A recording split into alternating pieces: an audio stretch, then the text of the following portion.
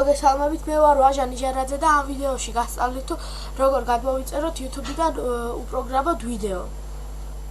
შევიდეთ YouTube-ზე, ავირჩიეთ რომელიმე ვიდეო, მაგალითად ეს.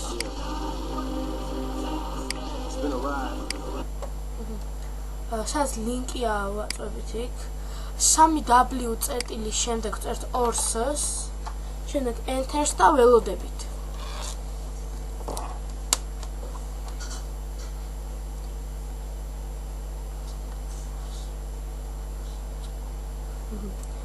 შემდეგ ვაწვევით აი ამას MP4 360 ვირჩევთ ან GOM Player-ი ან Windows Media Player-ი. მე მინდა მაგალითად GOM Player-ი, შემდეგ სახრანი და თუ ინგლისურზეა დაეწერება Save.